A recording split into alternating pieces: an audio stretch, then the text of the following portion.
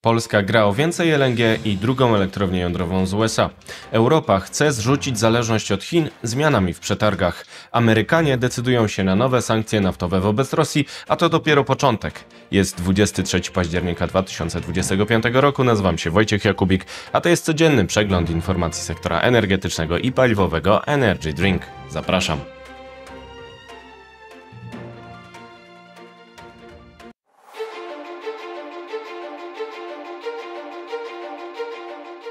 Partnerem kanału Energy Drink jest Orlen. Zaczynamy jak zawsze od informacji dnia. USA biją w Rosję nowymi sankcjami naftowymi, a to dopiero początek. Amerykanie uderzają sankcjami w Rosję po tym, jak odmówiła znów zawieszenia broni na Ukrainie, kontynuując ataki na cele cywilne. W drodze może być kolejny, jeszcze bardziej niszczycielski cios. Departament Handlu USA wprowadził nowe sankcje wobec Rosji. Obejmują Rosnieft oraz Łukoil, największe firmy naftowe Rosji. To pierwsze restrykcje tego typu wprowadzone przez obecną administrację Donalda Trumpa. Cytat: "Teraz jest czas na zatrzymanie zabijania i na natychmiastowe zawieszenie broni", powiedział sekretarz handlu USA Scott Bessent. Biorąc pod uwagę odmowę prezydenta Rosji Władimira Putina zakończenia tej bezsensownej wojny, skarb obejmuje sankcjami dwie największe firmy naftowe Rosji, które finansują machinę wojenną Kremla, dodał sekretarz. Rezerwuje sobie prawo do dalszych działań, cytuję, jeżeli będą potrzebne do wsparcia wysiłku prezydenta Trumpa na rzecz zakończenia kolejnej wojny. Zachęcamy naszych sojuszników do dołączenia do nas i przestrzegania tych sankcji, podsumował sekretarz Bessent. Sankcje obejmują Rosnieft i Łukoil, a także ich spółki córki wymienione na liście sankcji. Wszelka własność i udziały w aktywach podmiotów objętych sankcjami w USA albo pod ich kontrolą mają blokadę transakcji.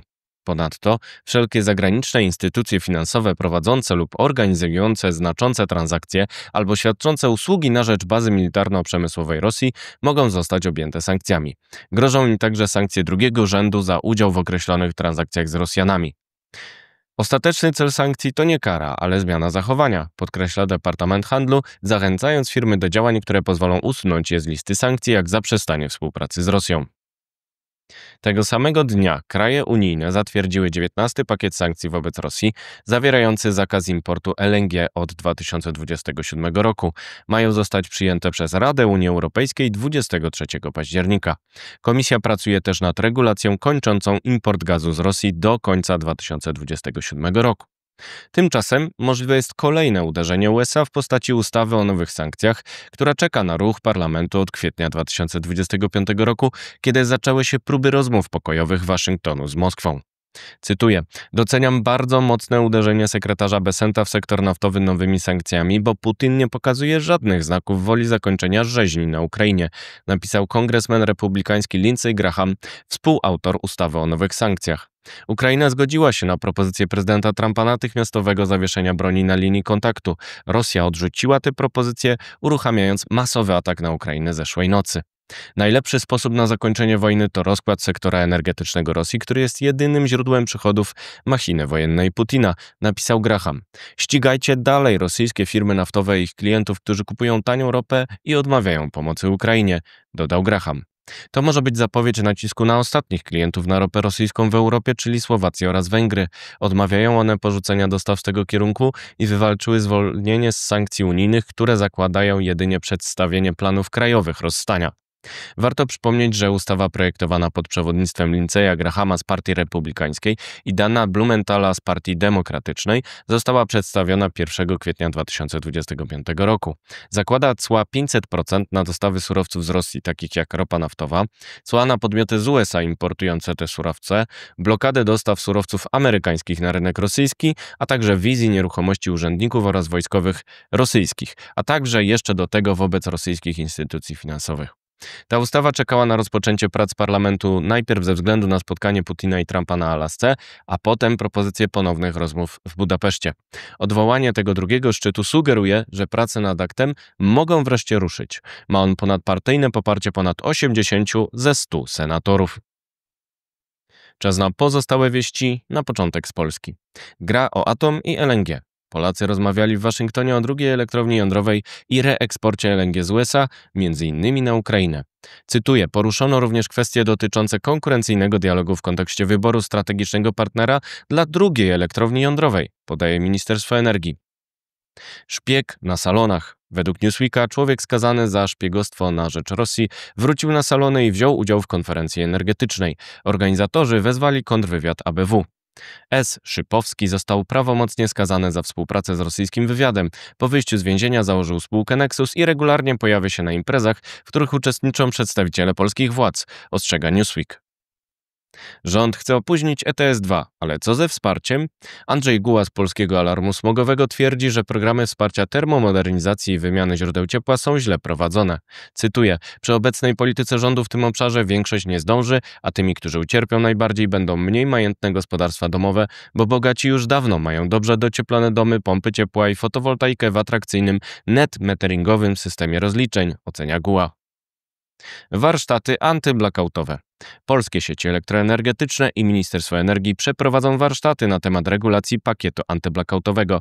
14 listopada w siedzibie operatora oraz online przedstawią działanie przepisów, w tym tych zmieniających zasady przyłączeń nowych źródeł odnawialnych. Jak zbudować polski hub gazowy?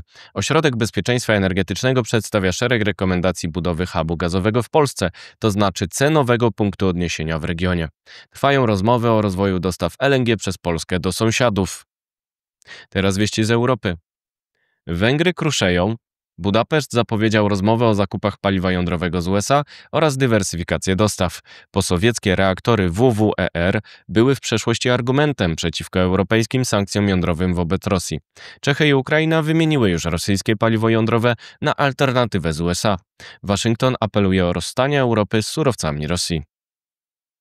Przełom w Europie. Politico podaje, że Belgia porzuca opór wobec wykorzystania środków z zamrożonych aktywów Rosji do wsparcia Ukrainy. Europa ma pozwolić na pożyczkę 140 miliardów euro finansowaną z tych środków. Europejczycy szukają sposobu na dalsze finansowanie wysiłku zbrojnego nad Dnieprem. Zależność od Chin. Cytat. Europa była światowym liderem w dziedzinie energii słonecznej, jednak silnie subsydiowani konkurenci z Chin zaczęli wyprzedzać cenowo młodą branżę europejską. Obecnie Chiny kontrolują 90% światowego rynku. Tym razem powinniśmy wyciągnąć wnioski, powiedziała szefowa Komisji Europejskiej, która planuje wprowadzenie kryterium produkcji w Europie do zamówień publicznych. Jeszcze wieści ze świata. Renesans jądrowy w Japonii. Premier Sanae Takaichi wyznaczyła na ministra przemysłu Ryosei Akazawę, zwolennika jak najszybszego wznowienia pracy reaktorów jądrowych na Wyspach Japońskich. Ma także odwiedzić USA, aby rozmawiać o rozwoju dostaw LNG z tego kierunku. Petrostate idzie w OZE. Kryzys energetyczny w Iranie zmusza ten kraj uzależniony od przychodów ze sprzedaży ropy do coraz większych inwestycji w fotowoltaikę. Sankcje i brak inwestycji powodują niedobory energii, więc Teheran planuje zainstalować 12 gigawatów paneli w 3 lata. Indie mogą ustąpić. Ropa Brent drożeje do prawie $65 za baryłkę wobec nowych napięć USA-Rosja, a także starań Waszyngtonu o porzucenie dostaw ropy rosyjskiej przez Indie. Układ handlowy z New Delhi może skłonić Amerykanów do obniżki ceł z 50 do 15 lub 16%, ale warunek to rozstanie z dostawami ropy z Rosji. To wszystko w materiałach przygotowanych dzisiaj, następne oczywiście już jutro, więc zapraszam Państwa serdecznie. Do zobaczenia, do usłyszenia.